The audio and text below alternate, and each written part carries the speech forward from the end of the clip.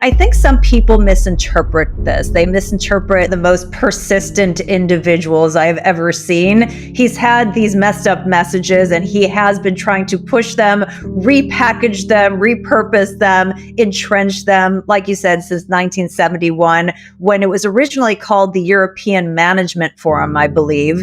And, as things shifted in sort of the geopolitical landscape, what was sort of these business ideas started to attract people from the political arena and the like. And somehow he just managed to sort of put himself in the middle of a lot of very powerful people. And so he was able to kind of keep putting out his message.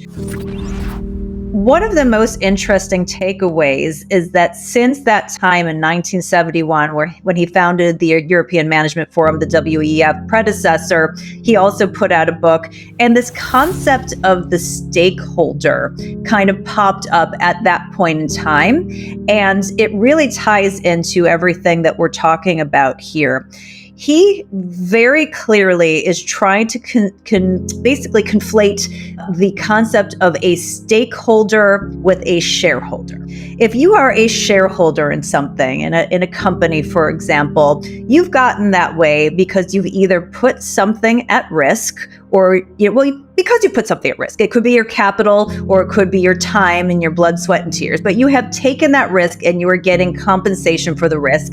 And that is why you are deriving benefit. His idea of a stakeholder is incredibly vague. It's anybody who wants to come along and basically free ride off of what a company or some other entity is doing and say, oh, well, I have an important stake in this. Well, you have taken no risk. You have done nothing. And he's been trying to conflate these issues, and we see them popping up over and over again as the EF has unfolded, and certain ideas which have been entrenched and populated by them, something like ESG, which we know has infected, all of corporate America, and we're just starting to get some pushback on. That goes back to this concept of, what is this quote unquote stakeholder that really doesn't have a stake in the asset, in the game, in the creation of something valuable, in taking that risk. And so I think that's probably the most important takeaway, is that you have these people who want to free ride on what other people are doing and, benefit off of their work and risk. And that has been inherent. But when you hear stakeholder, it sounds like they have a stake, but they really do not. So the interesting thing is, if you look at their yearly event that they produce called Davos, or you go to their website and you look at some of the quote unquote thought leadership or articles, they are incredibly well connected with the who's who of world political leaders and companies. They have a list of partnerships, and you'll go through some of the biggest companies in the world, and you'll notice that they are named partners. You'll notice that there are lots of political leaders who have attended, and it's challenging to sort out who is just there because everybody else is there, and this is a way where I can make deals and get an ego boost and whatnot, and who's really carrying these bad ideas back and putting them into practice. One thing that I encourage everybody to look up is the video of Klaus Schwab at the Harvard Kennedy School of Government, when he talks about this program they have, the Young Global Leaders. And this is where they identify political leaders and sort of bring them into the WEF system. And you have people like Canada's Justin Trudeau and Chrystia Freeland, who have been part of these leaders. And he cites them. And he's like, when you look around and I go to these things, you have to penetrate the cabinets, and I look around and I know all these people, and they've been part of the WEF the Global Leader Program. And so when you have somebody like Klaus Schwab say, we penetrate the cabinets, I'm not sure what else that might mean other than we penetrate the cabinets.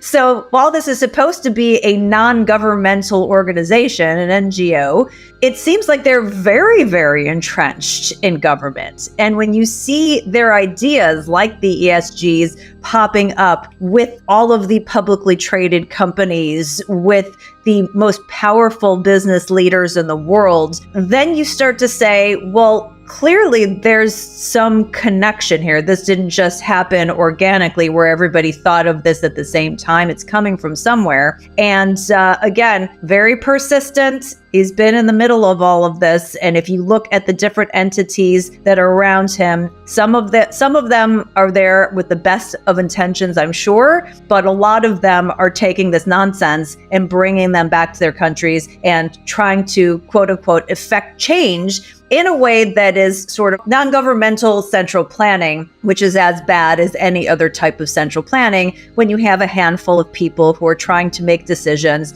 for the masses because they think they're better or smarter or because they have more power. It's done very opaquely, and then that gets pushed into the system. The other thing I will say is that the WEF is very entrenched with the United Nations. And one of the things in my book, as I was researching all of these different issues, that names that kept popping up again were WEF, United Nations, and some others. And at some point it's like, well, okay, maybe this is a coincidence. But when it's over and over and over again, I don't believe that's coincidental any longer. I don't think it's as formal as some people might like to think it is. I think that you get people in a room and you say, this is, what we're going to push, and here's how it's going to benefit us, and go back and go to it. Something like ESG, which I keep bringing up again because it's just been such a big push, was such a clear grab for power and wealth and influence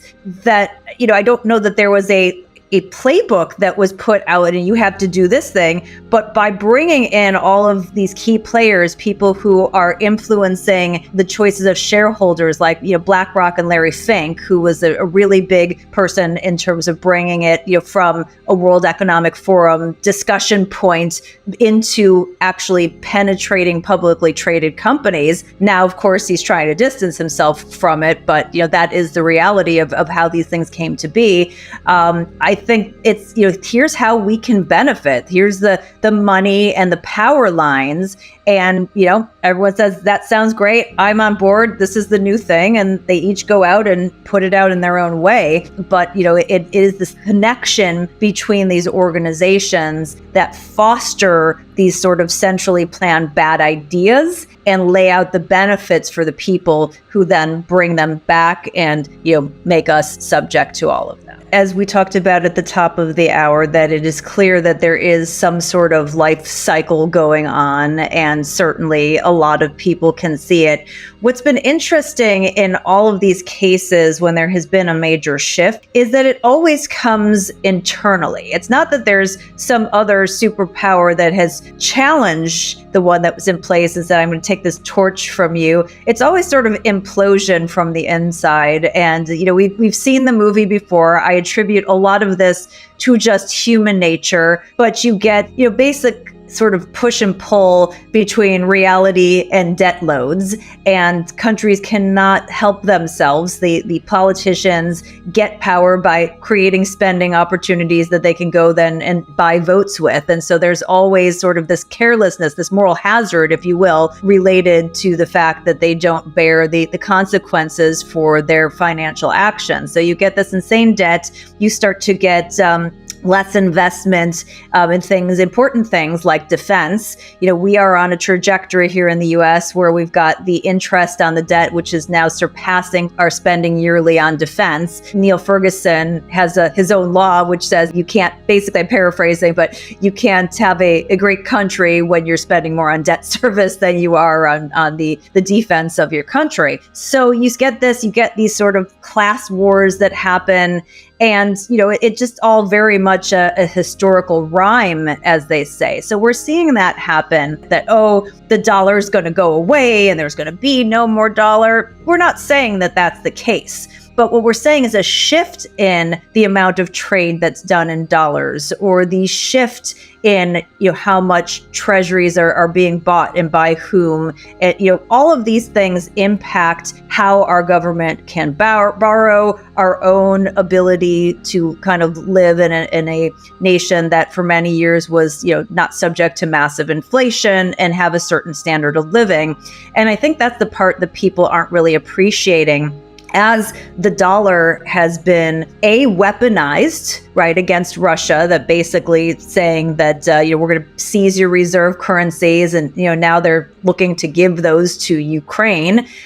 Who wants to let the U.S. hold the reserve currency if they could just make those kinds of decisions? The same thing, goes when you have commodities like food and energy that are priced in dollars, and that's not held stable. If that becomes, much more expensive for a country because, it's more expensive, more dollars are required to purchase those, well, all of a sudden that becomes a national security and an economic security issue for those countries. So you really can't blame them for wanting to look to alternatives. And, we've seen the shift. We've seen, there's actually a great chart by Luke Groman, who I understand may be coming up on the program, in coming interviews, and one that he's put on a lot of our radars that shows that over the last decade, the amount of central bank debt, the amount of U.S. government debt that we've incurred has, more than doubled, went from 16 trillion to now we're at, 35 trillion. At the same period of time, central banks around the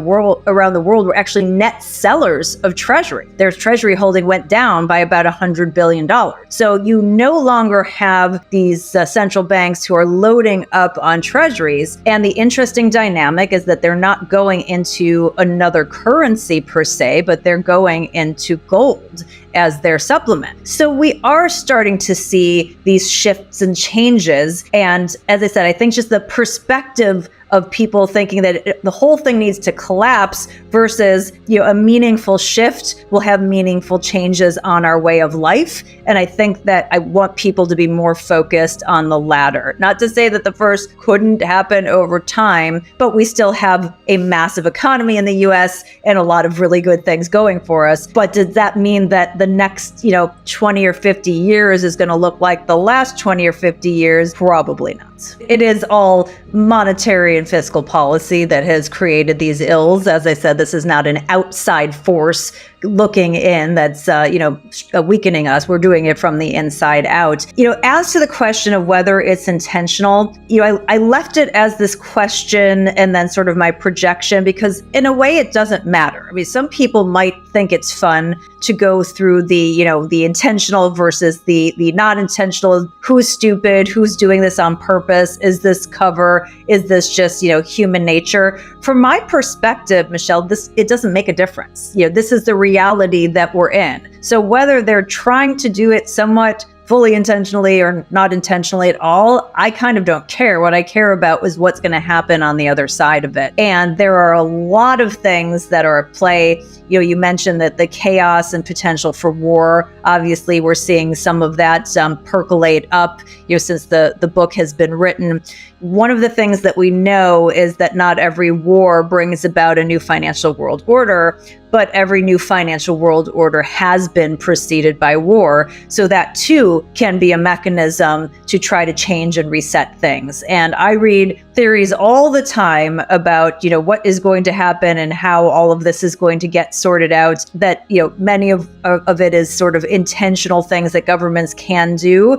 And my job is not to figure out which of those are intentional. I don't find that fun. What I find important is to prepare people and make sure that they're aware that things are going to shift, and, to be thinking about it and so that they can take control over what they can control, because we're not going to be able to control, whether somebody, over in the World Economic Forum or the Fed or the government is pushing a new world order, but we can control what we're doing on a personal basis. And so I think that's the most important.